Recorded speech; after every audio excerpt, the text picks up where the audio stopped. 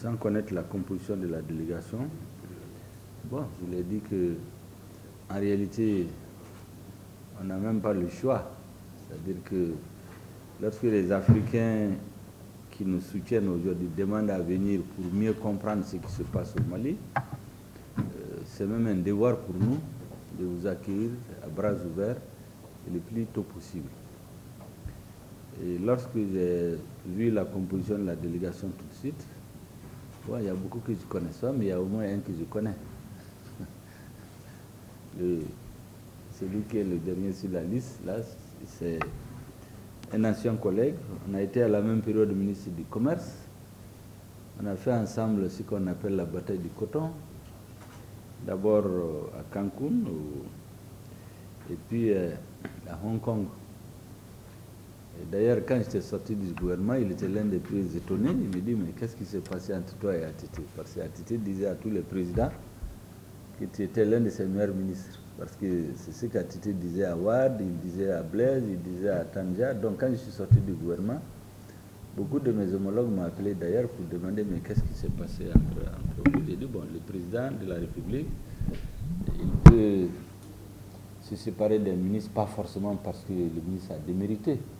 Il peut avoir une nouvelle stratégie et il a besoin peut-être d'autres tempéraments, d'autres compétences et d'autres éléments d'appréciation. Donc je ne crois pas que c'est parce que j'ai démérité. Il sait bien que je suis un bagarreur, et monsieur le ministre le sait, à Hong Kong et à Cancun. Vous savez, les Européens, leur technique, c'est qu'ils viennent en des fortes délégations. Les Américains venaient avec une délégation de 800 personnes. Nous, on venait avec des petites délégations de 4 personnes. Et donc, on faisait traîner les négociations souvent jusqu'à 2 heures du matin, on ne suspend, pour les reprendre souvent à 6 heures, 5h30, 7 heures.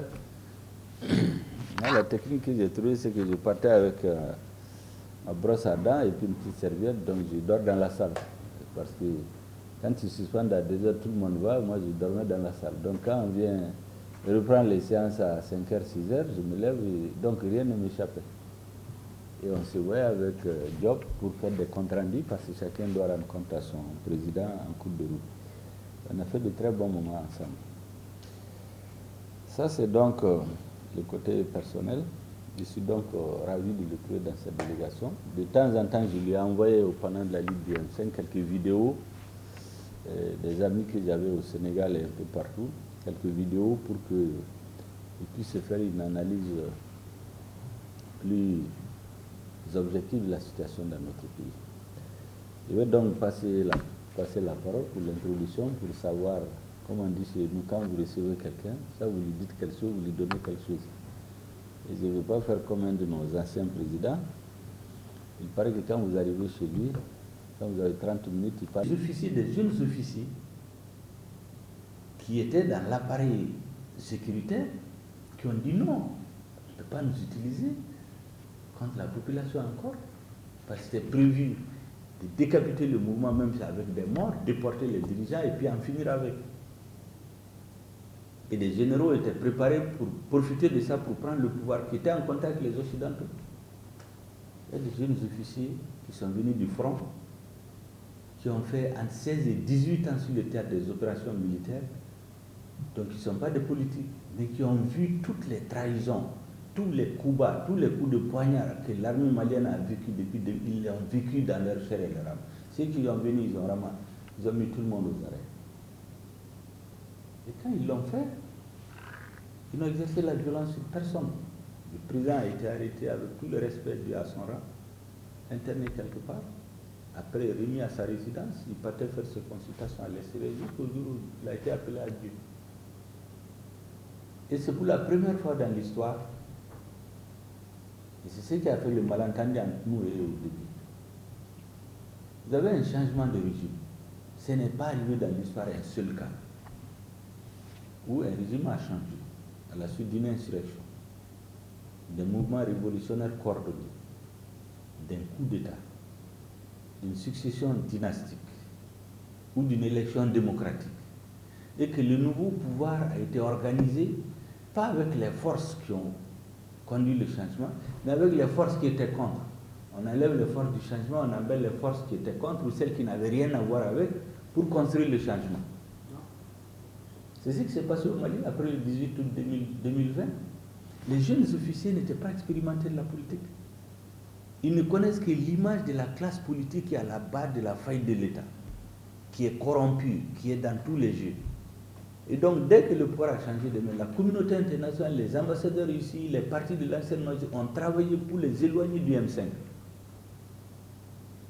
Et malheureusement, il y a eu des luttes de clans au sein du M5, des ambitions, des gens sont allés les voir, chacun allait jouer son jeu. Nous sommes restés tranquilles. Moi, je ne suis rentré dans aucune négociation, à part les réunions officielles. C'est comme ça qu'on s'est retrouvé avec un gouvernement, au lendemain du 18 août, venu de nulle part. Le président de la transition, un officier qui était dans son champ, à la retraite depuis des années. Le premier ministre, un diplomate, qui n'a rien à voir avec la politique, qui était à l'UEMOA tranquillement. On lui les met dans la tête de l'État.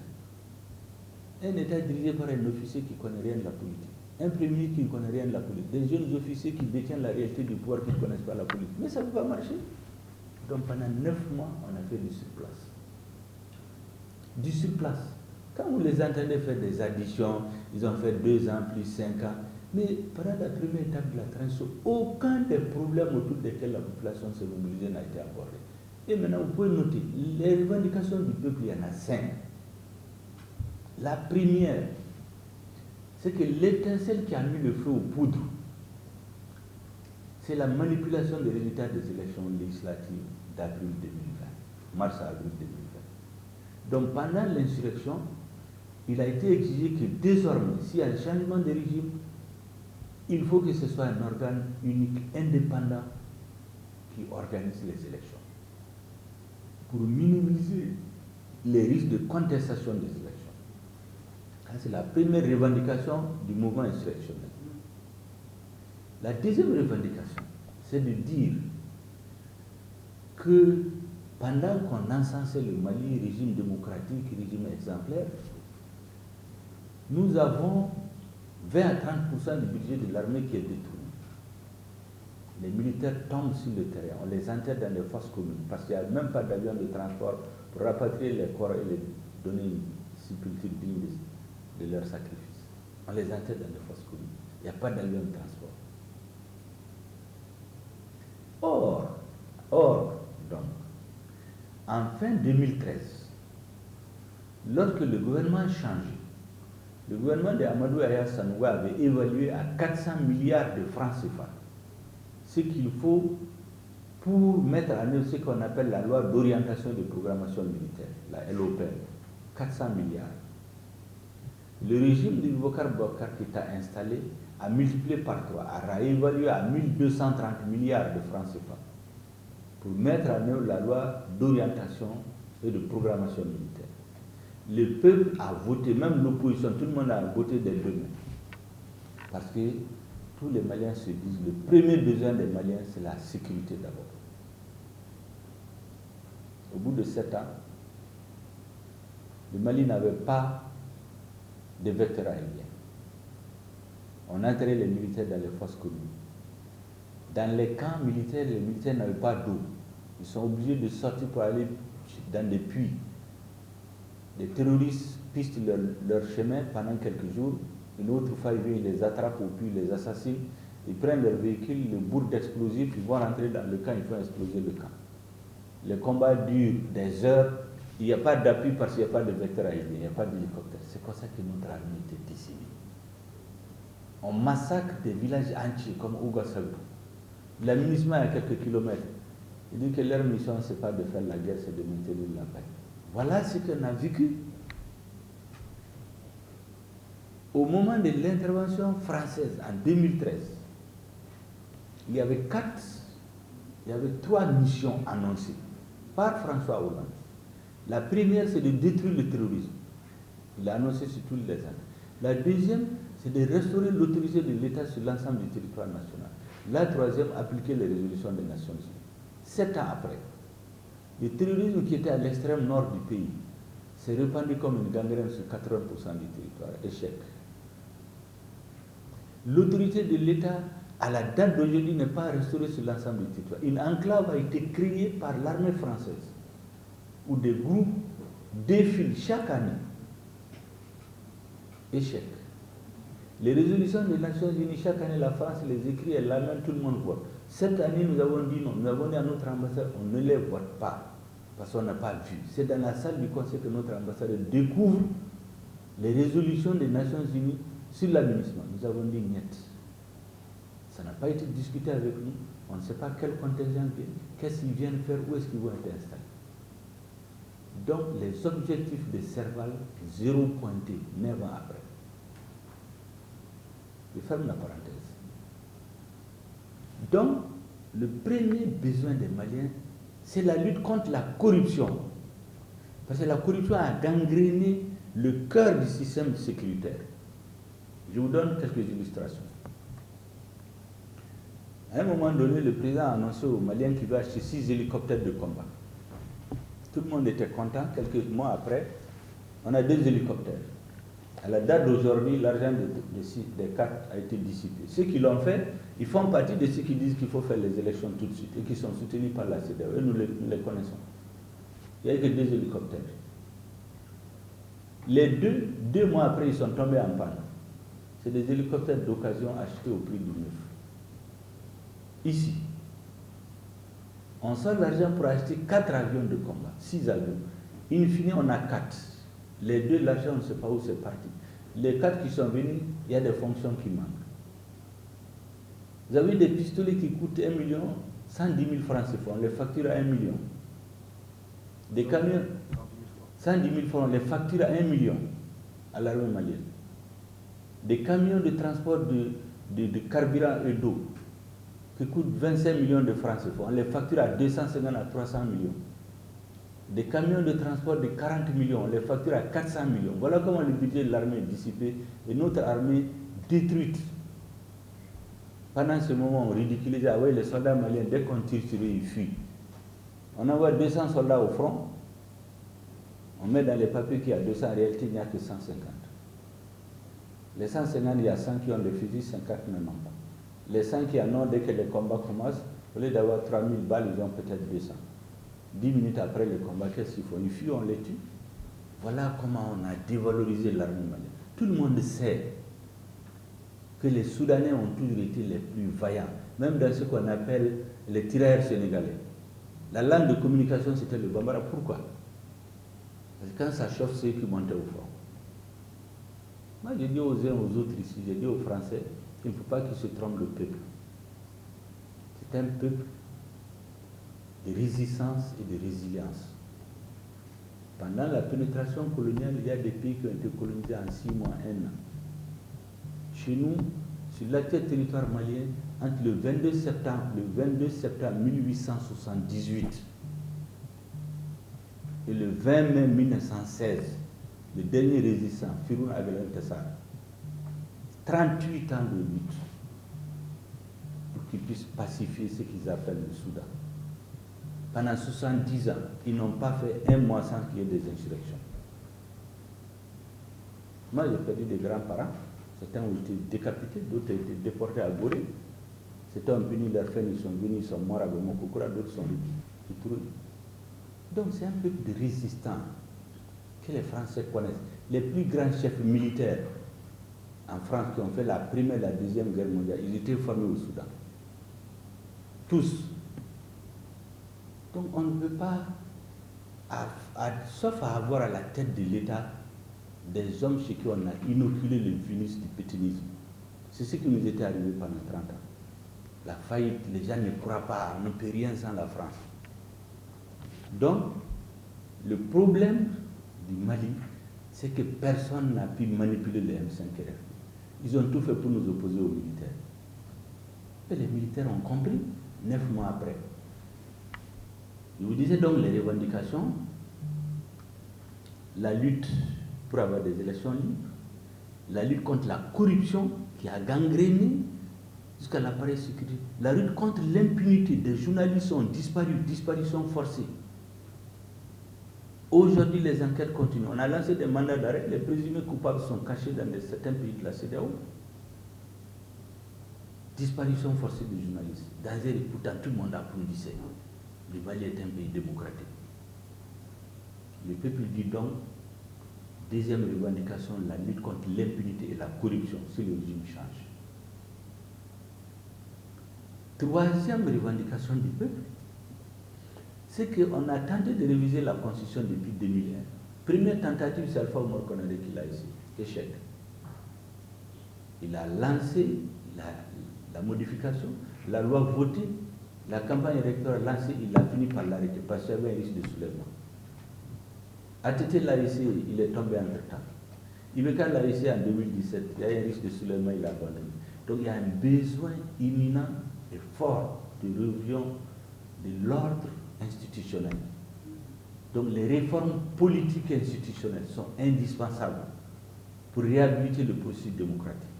Mieux, je l'ai dit aux responsables de la CEDEAO ici, en 2018, après l'élection présidentielle, il y a une crise qui a duré 8 mois.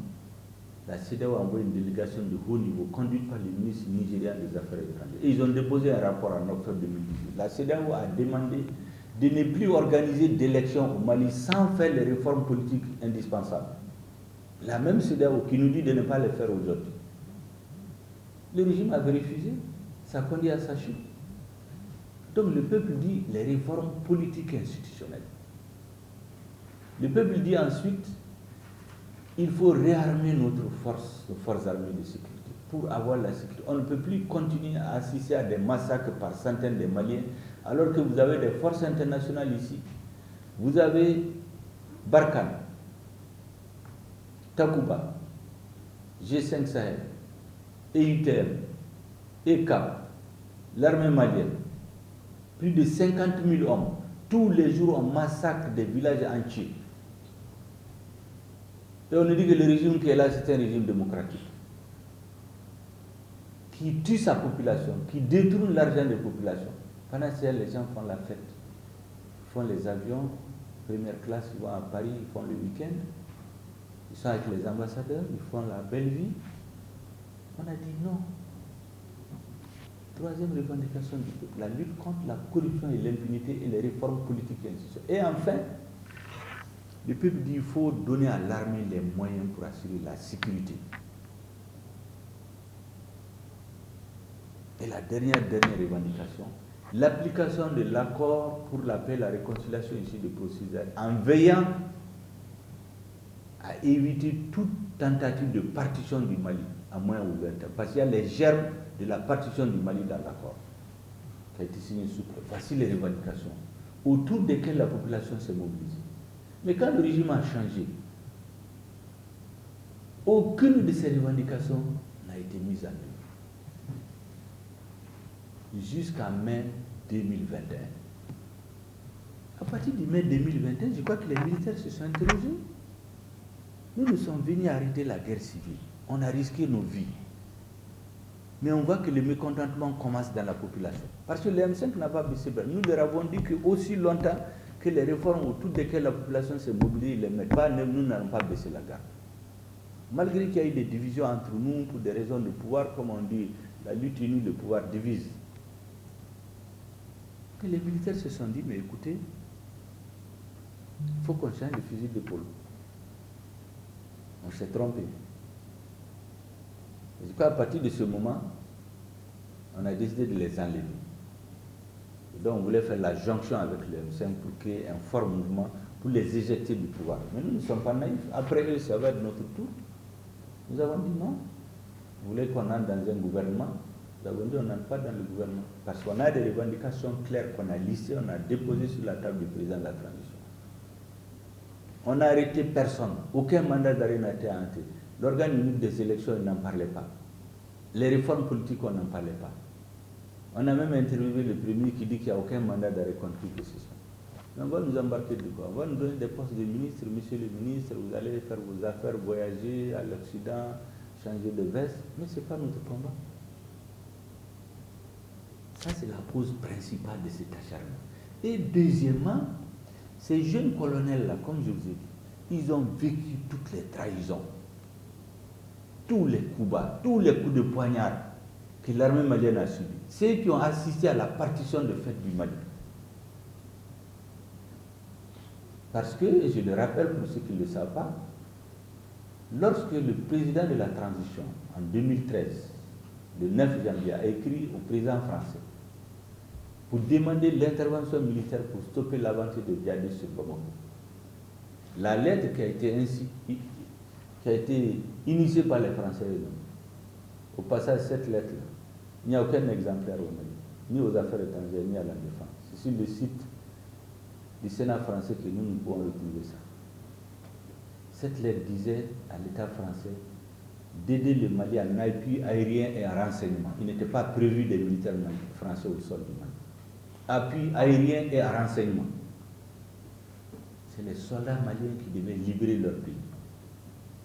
C'est ce qui s'est passé à Konna, à Gao, à Tombouctou. Arrivé à la porte de Kidal, c'est l'armée française qui a dit que l'armée malienne ne rentre pas à Kidal. À partir de ce moment, elle a procédé à la partition de fait du Mali. C'est ce que j'ai dit l'autre jour qui leur fait mal. Et depuis, l'État malien n'a pas son autorité sur la région de Kidal.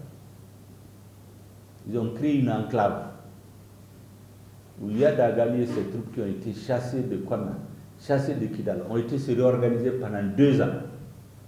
À partir de fin 2014, début 2015, ils ont décidé d'envoyer, parce qu'ils ont eu le temps d'enrôler des Noirs qu'ils envoyaient. Qu'est-ce qu'on faisait en 2015-2015?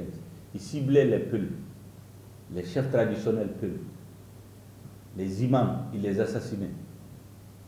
Parce qu'ils refusaient de se joindre à leur mouvement. Pour les terroriser.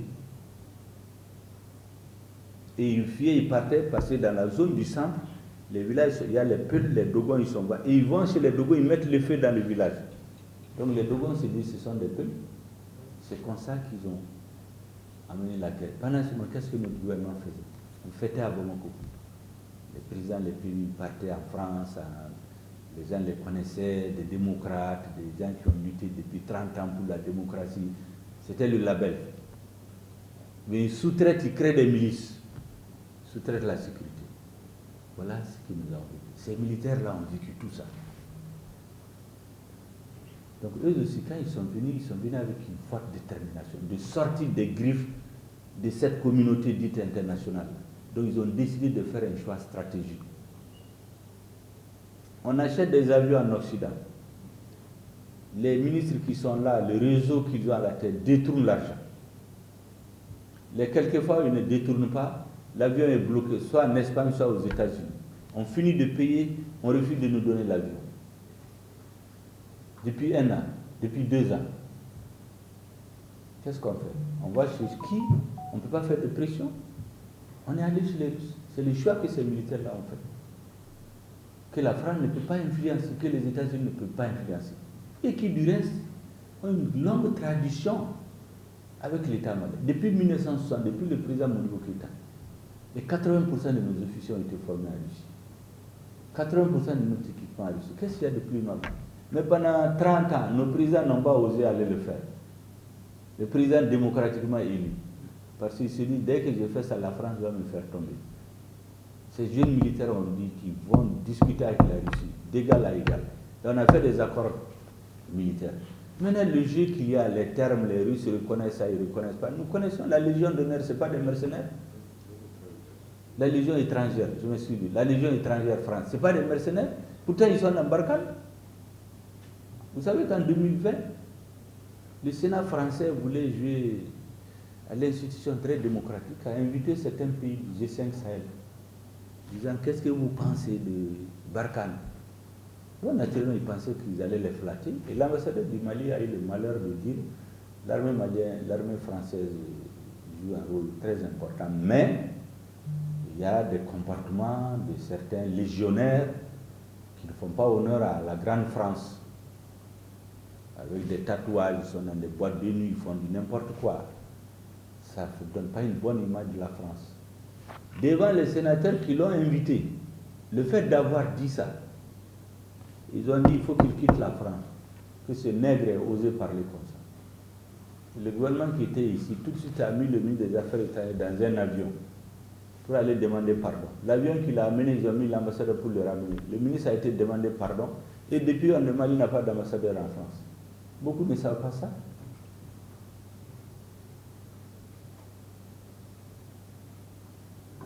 Parce qu'ils n'ont pas à la tête des États ou de l'État ou des hommes comme ceci. Et je leur ai dit de se tromper d'interlocuteurs, des peuples et des ports. Nous ne sommes pas à la période de la colonisation.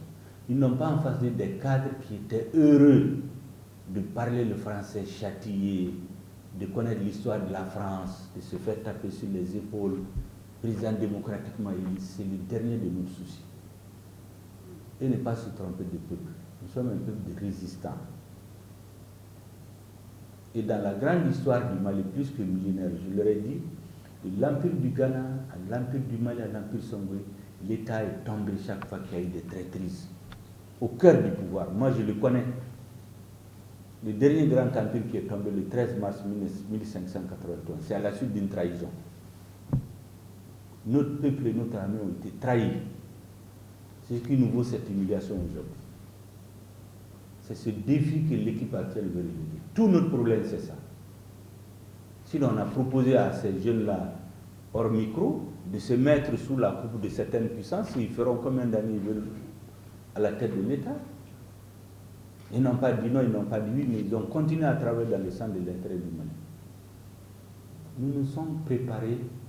Depuis le jour où on a nommé le Premier ministre, 3 jours après, ils ont dit qu'ils arrêtent leurs opérations militaires. Ils ont commencé à nous mettre la pression. À chaque sommet de la CEDEAO, la question d'enlever le Premier ministre est à l'ordre du jour, même si ce n'est pas écrit. Nous le savons. Il faut enlever ce Premier ministre. C'est un homme politique, un populiste qui n'a rien derrière, il n'a eu que 3% aux dernières élections. J'ai dit, mais c'est quoi? Macron avait combien de pourcents avant de devenir président? Le président sénégalais avait combien de pourcents avant de devenir président?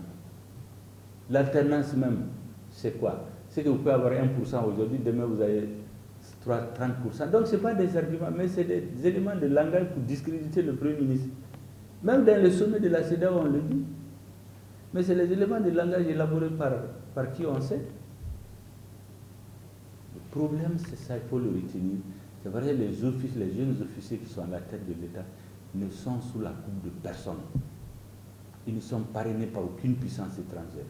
Le M5 RFP n'a pas été parrainé et ne sera pas parrainé par une puissance étrangère. Et ceux qui ont tenté de jouer le jeu des ambassades, ils ont été discrédités dans le mouvement. Tout notre tort, c'est ça. Le reste, là, c'est des mises en scène. C'est le seul pays où les militaires ont pris le pouvoir. Ils ont laissé la constitution en l'état. Ils ne l'ont pas dissous. On a fait une charte de la transition pour prendre en charge les préoccupations du mouvement insurrectionnel qui vient compléter la tâche. Tous les autres ont dissous les conseils, ils les ont remplacés. Au Mali, ils ne l'ont pas fait. Ils n'ont mis aucun dirigeant de l'ancien régime au motif qu'il était avec l'ancien régime. Personne n'a été relevé de son poste. Le président du RPM, c'est récemment qu'il a fini son mandat à la tête d'une banque. À la fin du mandat, il a été remplacé. Le président de l'ADEMA, il est au Conseil national de transition. Donc, c'est une première que nous sommes en train d'expérimenter au Mali. Parce que nous avons dit qu'il ne faut pas que les aspérités politiques nous amènent à nous diviser. Parce que nous savons que même dans le parti au pouvoir, beaucoup n'étaient pas d'accord avec ce que faisait l'entourage du président. Vous savez comment les pouvoirs fonctionnent en Afrique. Donc on ne peut pas les frapper tous de l'anathème au motif qu'ils étaient avec Ibeka. Donc c'est ce qui nous a guidés à dire une transition inclusive. Mais l'inclusivité ne veut pas dire que c'est eux qui vont orienter la transition. C'est là où on ne s'entend pas avec eux. Les gens, après les premiers mois où ils ont peur, les gens ont repris du... Maintenant, ils disent la transition, il faut que nous, on la pilote. Ça, ce n'est pas possible. Et il y a des diplomates qui jouaient à ça, à diviser les Maliens, n'acceptaient pas de collaborer avec eux, maintenaient la tension pour qu'il y ait les sanctions. On a mis en garde un diplomate une fois, 2 fois, après on a avisé son institution qu'il joue un rôle contraire à la mission d'un diplomate. Il n'a pas voulu, on l'a expulsé. D'ailleurs, 1 mois avant, on leur a dit de le changer.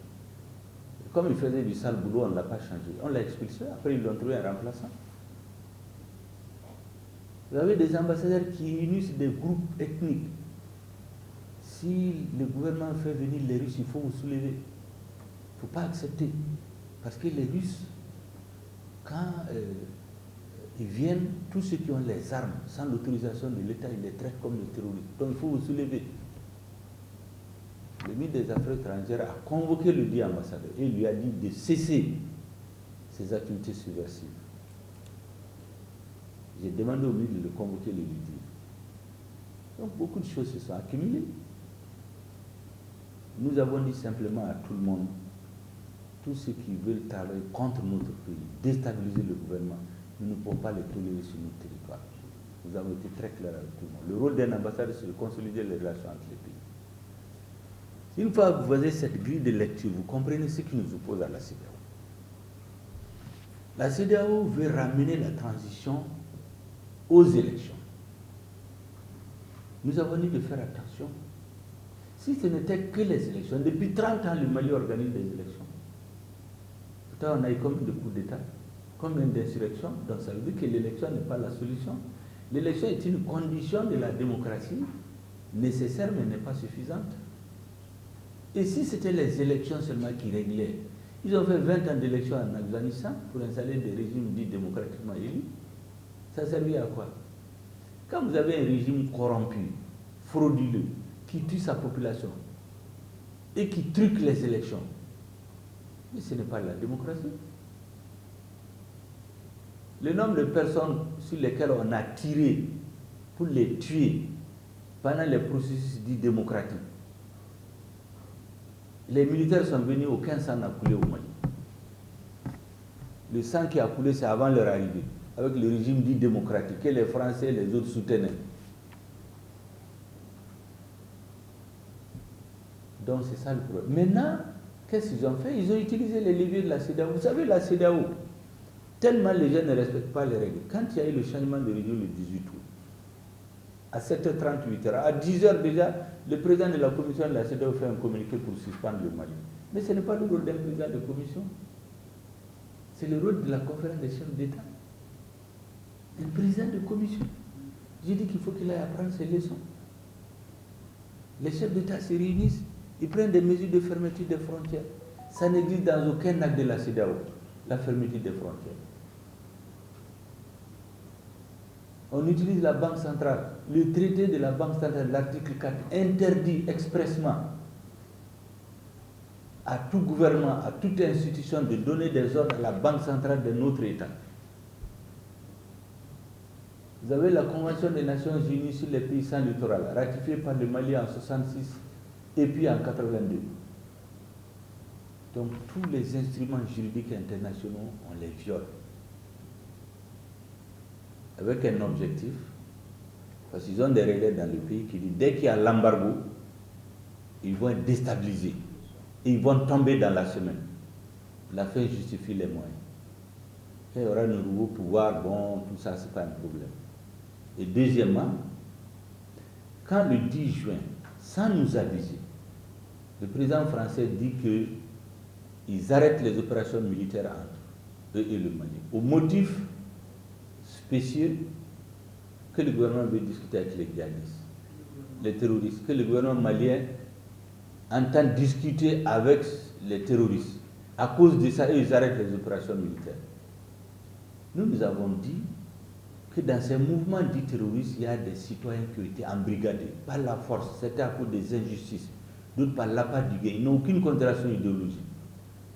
Donc on tend la main à ceci. Mais on n'a jamais dit qu'on arrête les opérations militaires. Et puis on ne va pas nous asseoir jusqu'au jour où c'est la France qui décide qu'il faut négocier, comme chez les Afghans. Nous avons décidé de discuter à notre rythme, mais on n'arrête pas les opérations militaires. Est-ce que ça suffit pour rompre un accord de défense que vous avez avec nous? Parce que la vérité, c'est qu'on a nommé le 7 Premier ministre contre lequel il était. Ils ont poussé les chefs d'État de la CEDEAO, au sommet de la CEDEAO, à dire qu'ils ne veulent pas de ce Premier ministre. Le président leur a dit non, ce n'est pas moi, nous, les militaires qui l'avons choisi, c'est les Maliens. 3 jours après, il suspend les opérations militaires. Dans l'opération que le président va paniquer, il va venir se mettre à genoux et ils vont poser comme condition changer de gouvernement. Le président n'a même pas écouté. Et c'est à partir de ce moment que nous avons décidé de remettre en cause cet accord. Parce qu'il ne sert à rien. Parce que si une partie peut se lever et la déchirer, ça sert à quoi? Donc nous leur avons dit, le président leur a dit que cet accord va être réélu. Ceux qui n'arrangent pas la France, on enlève là-dedans, ceux qui n'arrangent pas le Mali, on l'enlève. On garde ce qui nous convient, nous deux. Nous avons réélu l'accord et on leur a envoyé depuis des mois. Ils l'ont mis dans le tiroir en attendant de faire tomber le régime, avec l'aide de la CEDEAO. Vous parlez de l'accord de défense? Oui, l'accord de défense. Donc si le régime était tombé au lendemain des sanctions de la CEDEAO, le nouveau pouvoir qu'ils auraient installé allait déchirer ça et jeter, et puis on va faire ce qu'ils veulent. Le peuple malien a dit qu'il n'est pas un peuple naïf qu'on peut manipuler. Et c'est pour cela que quand ils ont pris la décision des sanctions, on a pris ça à 17 h.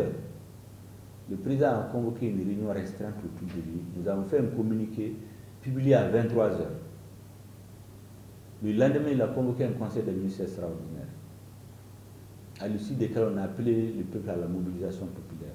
Nous avons mis une équipe spéciale composée de ministres pour élaborer une stratégie de riposte et de résistance pour sauvegarder notre indépendance et notre souveraineté sur 15-20 ans.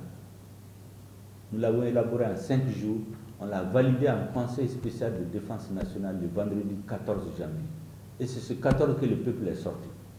3 700 000, 4 millions de personnes dans les rues à travers le pays. Ce n'est jamais arrivé dans l'histoire du Mali. Aucun président démocratiquement élu, malgré ses 5 ans au pouvoir, malgré les 3 semaines de campagne, malgré l'argent déversé, n'a jamais mobilisé plus de 2 millions. Donc s'il fallait discréditer le régime, ils ont exactement l'effet contraire. Pour le reste, la France a voulu instrumentaliser les pays européens dans ce qu'ils appellent la force Takuba.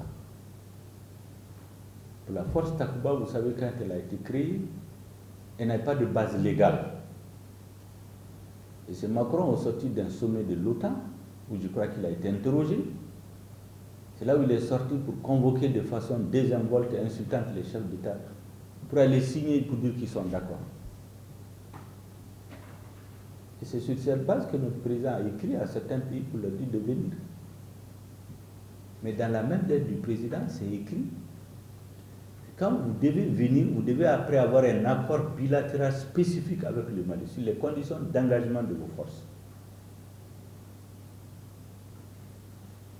C'est ce que nous avons demandé. Vous avez la Norvège, le Portugal, la Hongrie, le Danemark, que nous avons invités, qui ont écrit.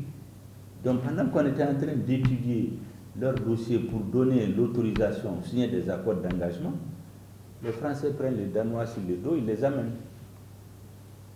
Vous n'avez pas besoin. Ils étaient habitués à ça, nous avons dit non, nous avons dit aux Danois de dégager jusqu'à ce qu'on ait un accord.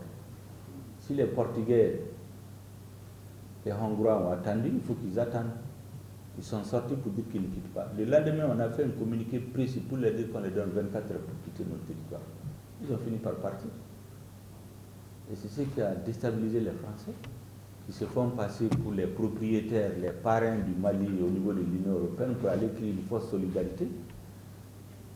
C'est pourquoi j'ai organisé une réunion avec les diplomates avant-hier, dont le discours est là, je vais vous donner une copie, pour dire à tout le monde de faire attention.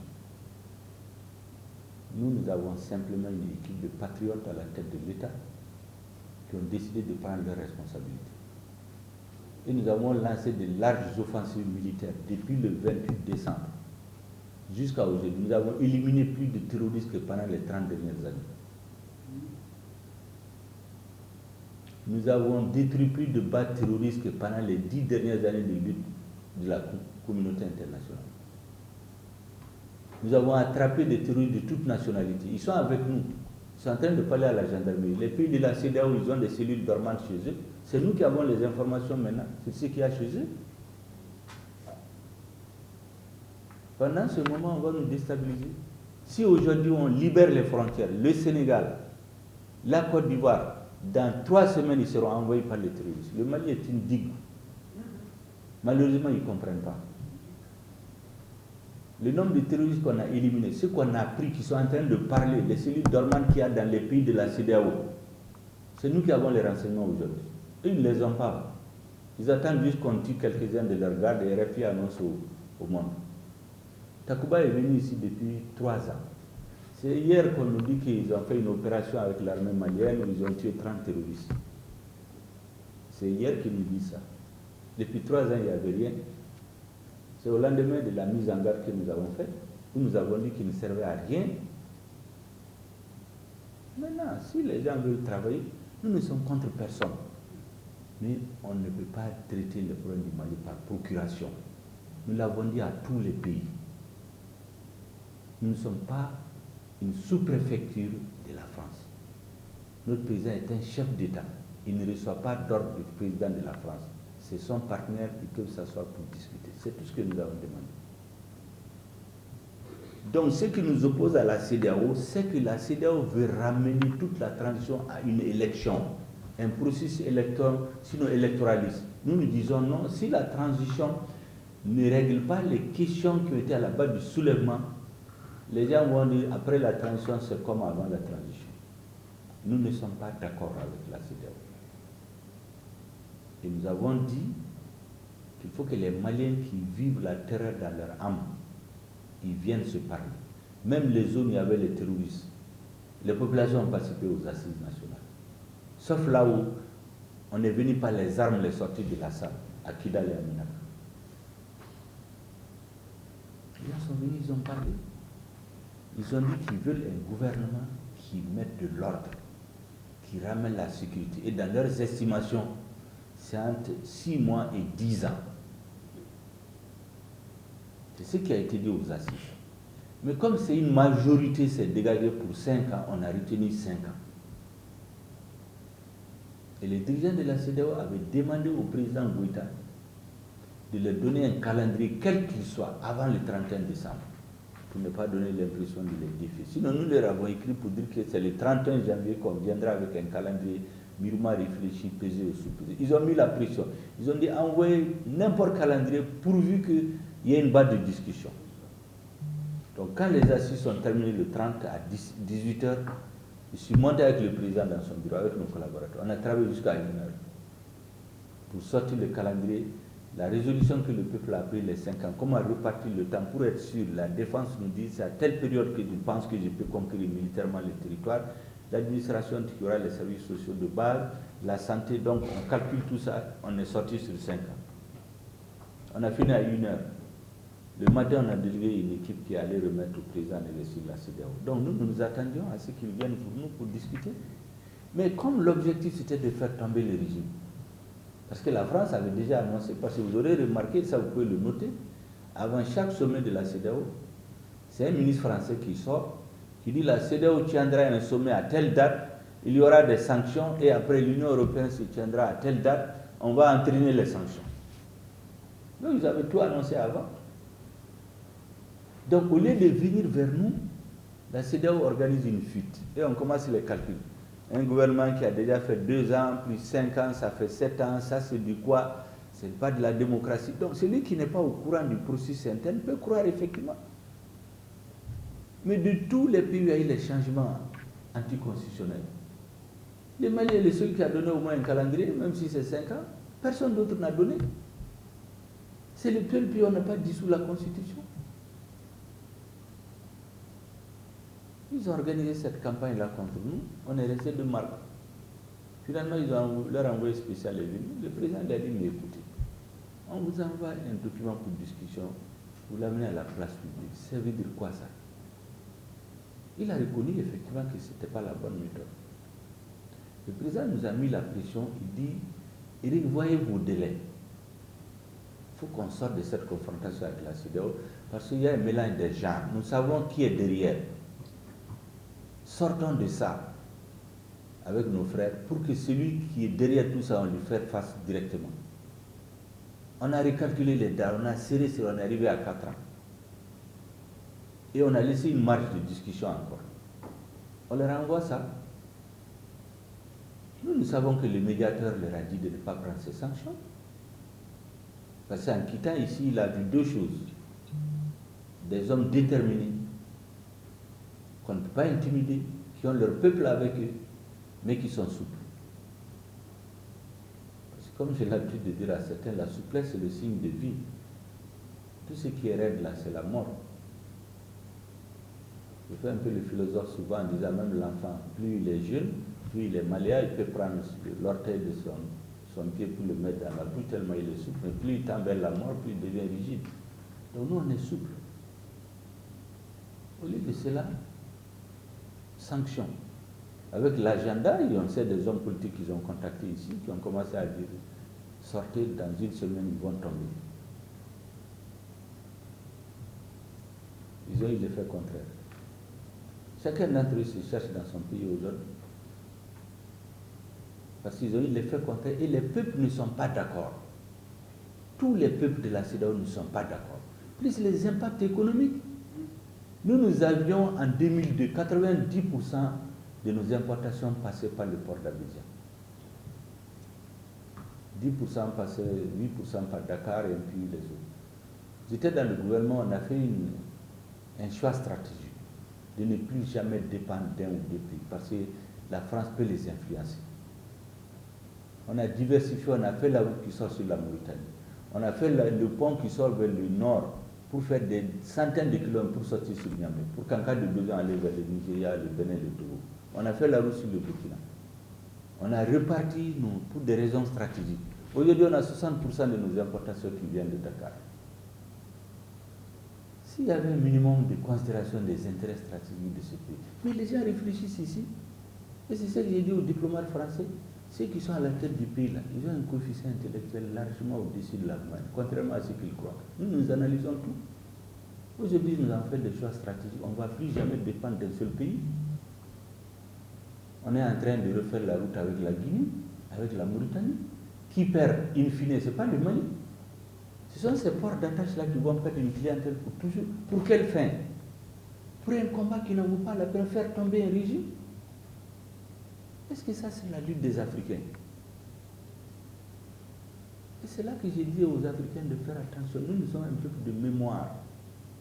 Pendant la traite négrière qui a duré 500 ans, ce n'est pas les Blancs qui capturaient les esclaves, c'est les Africains qui vont pour les vendre. C'est ce qui se passe aujourd'hui. Au Mali, le dernier résistant, Firoun Agalankassar, qu'on a assassiné le 20 juin 1916, c'est un Africain qui l'a assassiné, il est venu donner le corps au colonisateur. C'est à peu près ce qui se passe au Mali aujourd'hui. C'est des Africains qu'on veut utiliser pour assassiner notre peuple, qui fait face au terrorisme, qui fait face à la pandémie, à la crise.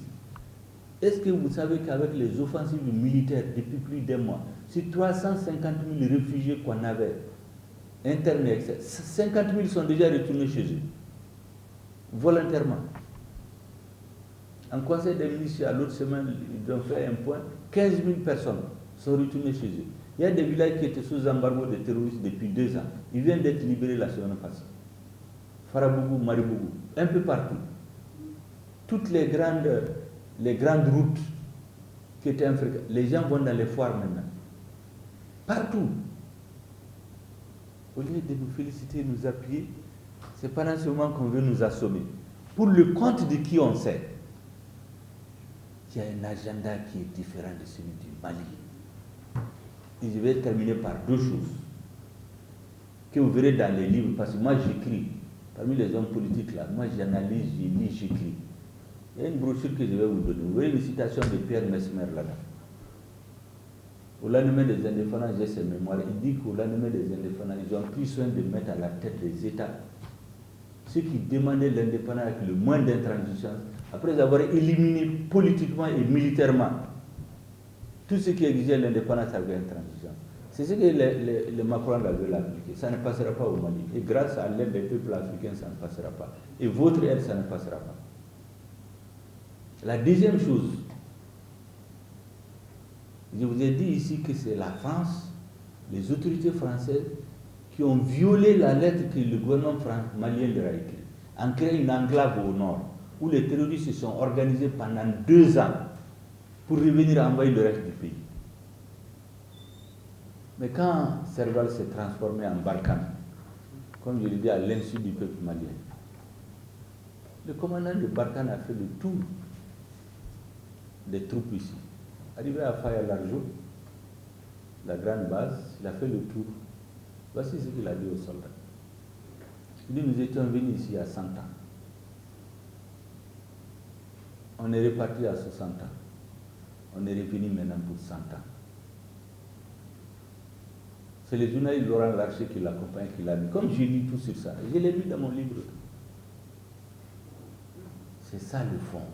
Tout le reste là, c'est la poudre aux yeux des Africains.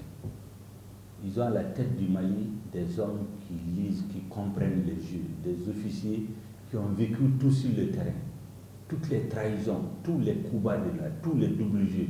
C'est des officiers qui ont fait les forces spéciales, les forces d'état-major. Ils comprennent toutes les stratégies qui sont en place. Et vous avez des hommes politiques aujourd'hui qui aident à faire avancer la transition. Tout notre problème, c'est ça. C'est pourquoi on diabolise le président, on diabolise le premier ministre, on dit de l'enlever, il faut le remplacer par une marionnette. Nous connaissons la liste des hommes qu'ils ont déjà, qui doivent prendre le pouvoir à la suite d'une transition précipitée. Pour nous retomber dans la même chose. Aujourd'hui, la grande corruption, vous avez des opérateurs économiques qui viennent faire des aveux.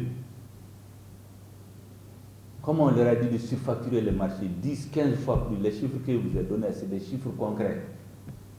Pendant que le pays est en guerre. Mais pourtant, les conférences internationales, le Mali, pays démocratique, pays exemplaire au Mali, en Afrique. Mais que pensait le peuple? C'est la réalité. Donc vraiment, ce que vous faites, vous ne faites que votre devoir. Mais vous n'êtes pas obligé, tout le monde ne s'est pas mobilisé comme vous le faites. Il y a des pays où les gens ont voulu se mobiliser, même pour aller remettre une simple lettre à l'ambassade du Mali, on les a empêchés. Pourtant, c'est des régimes dits démocratiques. Ils ont menacé de quitter ici. On a voulu manifester devant l'ambassade du Mali, c'était interdit. Nous ne chassons personne. Mais celui qui veut partir, parce qu'il veut échanger sa présence contre notre dignité, notre souveraineté, notre indépendance, nous ne le retenons pas. Nous ne changerons pour rien. La dignité, l'honneur, l'indépendance et la souveraineté du Mali ne sont pas négociables. Ce n'est pas marchandable. C'est tout. Merci bien. Pour leur dire, ce qui nous oppose à la CEDEAO, c'est ça. Ce qui nous oppose à la France, c'est ça. Ce qui nous oppose à la communauté internationale, c'est ça. Mais il y en a qui veulent mélanger le tout. Parce que ça les arrange. Il faut les séparer. La CEDEAO veut ramener la transition à un processus purement électoral, sinon électoraliste. Avec comme secret espoir, exactement comme les processus de démocratisation dans les années 90, faire échapper le véritable processus au peuple réel. Pour qu'il y ait des forces de l'argent, des réseaux mafieux qui ont pris le pays en otage depuis des années, s'organisent pour reprendre le pouvoir. C'est tout le problème. Elle dit de faire l'élection présidentielle initiale, le reste on va voir. Nous nous disons non. Il faut faire les réformes politiques, il faut que la lutte de la corruption atteigne un point de non-retour. Il faut que l'organe unique indépendant des élections soit installé sur l'ensemble du territoire et qu'il fonctionne. Il faut que la sécurité soit rétablie au moins dans 80% du territoire, que les réfugiés viennent, que la paix vienne, que les gens puissent se faire recenser. On va en soi des élections apaisées. La CEDEAO dit non. Faites les élections, ce travail sera fait par le futur gouvernement. Il dit c'est la même logique en 2013. Quand des gens murmuraient qu'il faut reporter, François Hollande est sorti, il dit je ne tolérerai pas de report. Il serait intraitable. Nous nous disons au chef de la CEDEAO, sortez de cette bulle-là. De ramener la démocratie uniquement à des élections. J'ai l'habitude de donner une image. Je dis, vous savez, l'élection, c'est comme le processus de délivrance d'un permis de conduire. Un élu, c'est comme un chauffeur à qui on a donné un permis. Il est censé conduire le peuple vers son bonheur.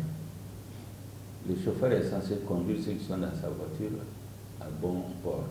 Mais s'il passe son temps à tomber dans les caniveaux, à faire des accidents, à tuer des personnes, celui qui a donné le permis le retire.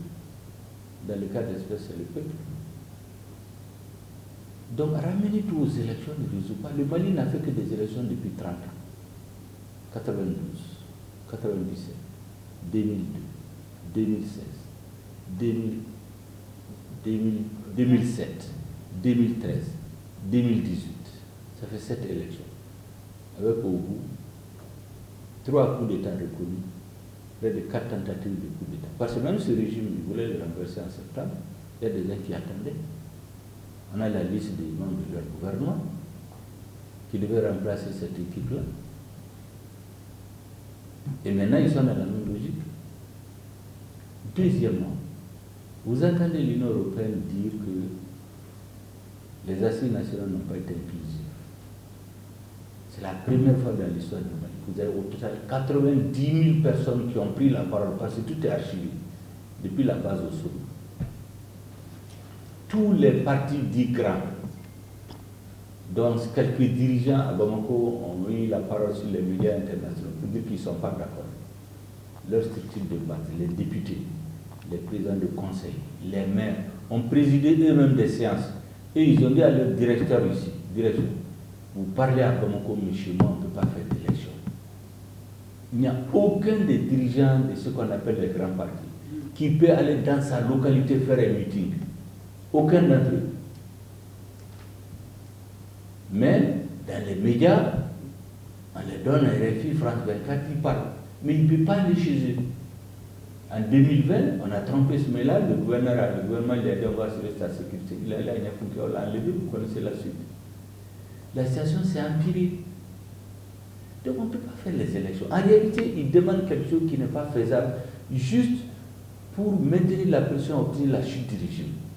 Il n'y a pas autre chose. Tous les calculs là, c'est pour que le régime tombe. Pour que les difficultés économiques affectent la population et que le régime change de main. Les assises nationales, on a tout documenté. Tous les responsables des partis qui ont parlé, ils ont signé. Je suis président du conseil de cercle au titre du RPM, je suis député au titre. Ils ont signé, tout est archivé, c'est sur Internet. Donc cette histoire d'inclusivité, c'est un argutie. N'est-ce pas? Ensuite, quand nous nous opposons à la CEDEAO, on dit mais c'est vous qui avez demandé en 2018 dans votre rapport de ne plus faire d'élections sans les réformes. Pourquoi maintenant vous nous dites, malgré qu'il y a eu le coup de ne pas faire les réformes? Ils disent non, la CEDEAO a des principes. Une politique découplée de la réalité n'est pas une politique. Ce n'est pas une politique. Donc, pour terminer, en tout cas le résumé que nous faisons, et le peuple malien dans son entièreté, dans sa grande majorité, disons, est convaincu de toutes ces manœuvres, c'est pour faire tomber le régime et que ça serve de leçon. Maintenant, ce que vous devez faire, je pense, vous le savez déjà, mais quand vous posez la question, je pense que il faut sensibiliser les dirigeants pour ceux qui ont accès à eux. Parce qu'aujourd'hui, moi je vous disais qu'en 2002, près de 80 à 90% des importations du Mali, ça venait du port d'Abidjan. Aujourd'hui, c'est près de 60% qui est sur Dakar. À cause de cet embargo, je me demande si on va retourner même à 30 à 40% encore. Pourtant, on n'avait aucun projet de changer de stratégie. En continuant à étouffer le Mali, elle ne peut pas continuer à gérer les relations entre l'Afrique et la France. Nous, les Maliens, on est trop liés à la France. En dehors de la Côte d'Ivoire, c'est en France qu'on a le plus grand contingent de Maliens. En France, en dehors des Algériens, les Maliens sont la plus grande communauté étrangère. L'apport des Maliens de France dans notre économie est plus important que l'aide de la France. Ils sont des binationaux. Ils ont leur famille là-bas, ils travaillent. Mais est-ce qu'un gouvernement est responsable, qui a un minimum du sens de l'histoire et des intérêts de son pays, va rentrer en conflit avec ce pays?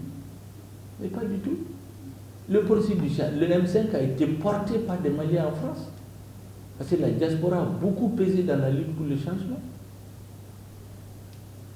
Ça, il faut que vous l'expliquiez à ceux qui vous écoutent. Il faut expliquer à vos dirigeants. Nous ne pouvons pas comprendre qu'un pays comme le Sénégal, quel que soit ceux qui attachent les dirigeants, qui disent la vérité aux Français, que ce que vous faites là, vous êtes en train de vous mettre le doigt dans l'œil et nous aussi. Combien de Sénégalais aujourd'hui au port sont assis dans les bureaux, ils ne travaillent même pas. Les animaux, on a plus de 1000 têtes parquées à la frontière. Le prix de la viande grimpe au Sénégal. Nos éleveurs sont là-bas aussi avec leurs animaux. Ils les ont débarqués la semaine passée. Récemment, j'ai demandé au ministre de contacter leurs collègues sénégalais, qu'ils discutent entre eux, qu'on laisse passer les animaux et ils laissent passer certains produits. Mais il y a des pays qui n'ont jamais fermé leurs frontières. Ça, peut-être aussi que les Sénégalais ne le savent. Il y a des pays qui n'ont rien fermé du tout. Et nous, on ne parle pas beaucoup. Donc, ceux qui ont fait les zélés pour fermer là, ils font souffrir leur population pour rien. Il y a des pays qui n'ont rien fermé. Ils ont juste formalisé récemment un gouvernement qui a dit que toutes ces frontières sont ouvertes. Mais avant, rien n'était fermé. Parce que les populations sont allées ouvrir, les populations disent qu'elles ne sont pas d'accord. Ils ont chassé les douaniers. Donc aujourd'hui, à part le Sénégal, et un peu la Côte d'Ivoire, le Mali, il n'y a pas d'embargo au Mali. Tout rentre. Il ne faut pas... Ça ne sert à rien tout ça. Parce que si l'objectif c'est de faire tomber ce régime, la manifestation du 14 janvier devait donner à réfléchir. Ils ont donné plus de légitimité au régime. Donc ça, c'est des éléments de réflexion. Nous pensons que le Sénégal ayant pris la tête de l'Union africaine, parce qu'on va, on va au-delà des personnes et des partis. Parce qu'il y a l'État sénégalais, il y a l'État malien. Aujourd'hui, que le Sénégal intervienne pour trouver une solution rapide en tant que président de l'Union africaine, parce que quand la CEDEAO s'est fait utiliser, je n'allais pas dire manipuler, en tout cas, on a dit ce qu'on pense de ça. Quand le président de la Commission de l'Union africaine est venu ici, il a tout compris. Il dit que lui, il a compris. Maintenant, ce que nous avons fait, on a institué une commission politique de haut niveau, pilotée par notre ministre des Affaires étrangères et un certain nombre de pays. Bon, comme le Sénégal est à la tête de la CEDEAO, de l'Union africaine, il y a le Sénégal, je crois la Sierra Leone, le Togo, un certain nombre de pays. Et puis il y a une commission technique. La première est pilotée par notre ministre des Affaires étrangères, la deuxième par notre ministre de l'Intérieur. Ça, c'est pour discuter point par point sur les réformes nécessaires pour la transition. Mais la seule chose qu'on ne négociera pas, c'est de nous dire de faire la transition sans faire les réformes, sans libérer notre pays, n'est-ce pas? Sans faire arriver la lutte contre la corruption à un point de non-retour. Aujourd'hui, on a recouvert des dizaines de milliards, ce n'est pas des milliards, des dizaines de milliards dans le cadre de la lutte contre la corruption. Les gens viennent eux-mêmes dire qu'on les a mis dans cette affaire-là, eux, ils préfèrent venir pour avoir des circonstances atténuantes. En donnant des noms, il y en a qui ont fait à l'extérieur, ils font des vidéos qu'ils envoient ici. Il y a des gens qui ont acheté des quartiers entiers dans les pays de la CEDEAO dont je ne vais pas donner les noms. Tout l'argent qui a été détourné de l'armée, les pays dans lesquels ça a été investi, on les connaît. On connaît des quartiers entiers qui ont été achetés par ces gens, en Occident et dans certains pays de la CEDEAO. Et les chefs d'État sont au courant. Bon. Ce sont des gens comme ça, ils font une liste, ils veulent les ramener au pouvoir. À la faveur, ils vont venir déverser 100 milliards pour acheter les démunis, ainsi de suite, pour dire qu'ils ont fait des élections démocratiques. On veut refaire les listes électorales, faire des élections biométriques, que tu sois à Kidal ou Gao, une fois que tu votes là, dans le système électoral, tu ne peux plus voter. Qu'on recense les gens, que les élections soient claires. En Europe de l'Est, quand ils ont renversé les régimes socialistes, mais c'est parce que les élections étaient démocratiques, qu'il y a eu des alternances une ou deux fois. Mais en Afrique, là, depuis les démocratisations, il n'y a jamais... Au Mali, les élections les moins contestées, celles de 1992. Après ça, toutes les autres élections étaient truquées. C'est-à-dire, plus on avance dans le processus démocratique, au lieu que la qualité du processus électoral s'améliore pour renforcer la légitimité des institutions, ça tombe. C'est l'argent, les manipulations qui désignent les dirigeants. Et de plus en plus, la population ne vote même pas. Nous, on a 20 millions d'habitants. Vous avez un président élu avec 1 700 000 personnes. C'est pour cela que dès qu'il y a le moindre mouvement social, il laisse tomber, il panique. Parce que le système institutionnel ne peut pas réguler. Il se réfugie chez les marabouts, les griots. Il dit non, c'est la société civile. Les gens commencent à intervenir. Parce que les leviers constitutionnels, institutionnels ne peuvent plus gérer. Moi, je suis un militaire. Il faut que vous vous mettez dans la tête. Le centre de gravité de notre pouvoir, c'est le peuple. Il ne faut pas croire que c'est avec l'arme qu'on maintient le peuple. Nous sommes des militaires. Le jour où le peuple n'est pas avec nous, on va laisser. votre rôle, c'est de travailler pour que le peuple se reconnaisse dans ce que nous faisons. Tous les conseils de ministres disent ça. Il dit deuxièmement, la lutte contre la corruption, elle doit être exemple. Gouverner par l'exemple. Il ne faut pas que des ministres soient accusés de corruption pendant la transition, parce que tout le monde nous regarde. Il ne faut pas que le peuple soit déçu. Et dans ce processus-là, dans notre langue, on a c'est-à-dire qu'il ne faut pas tomber sur quelqu'un simplement parce qu'il n'est pas avec toi. Toutes les personnes qui sont inquiétées, il faut que ça soit sur la base des faits. Ça, c'est la vision du président, qui nous dit tout le temps. Donc, quand les gens disent putschistes, l'autre jour, il y a un journaliste qui a dit, il dit les deux personnalités les plus célèbres de l'histoire de France, c'est Napoléon et De Gaulle, ce n'est pas des putschistes.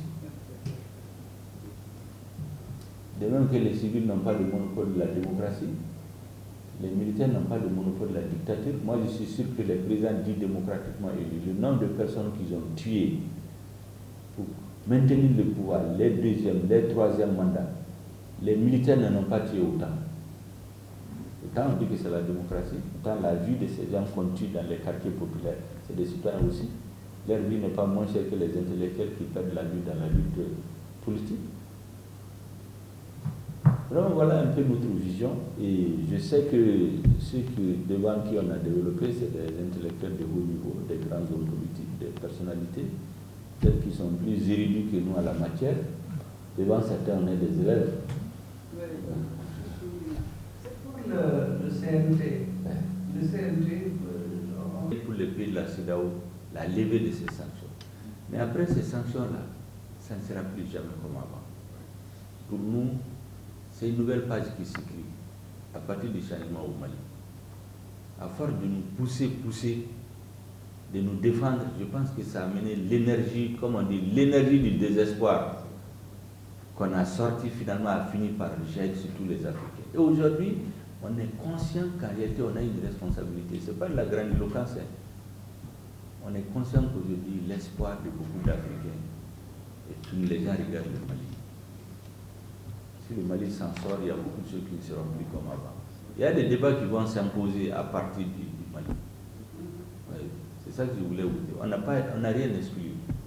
Si on a imaginé des hypothèses où ils vont même venir attaquer notre pays, vous savez,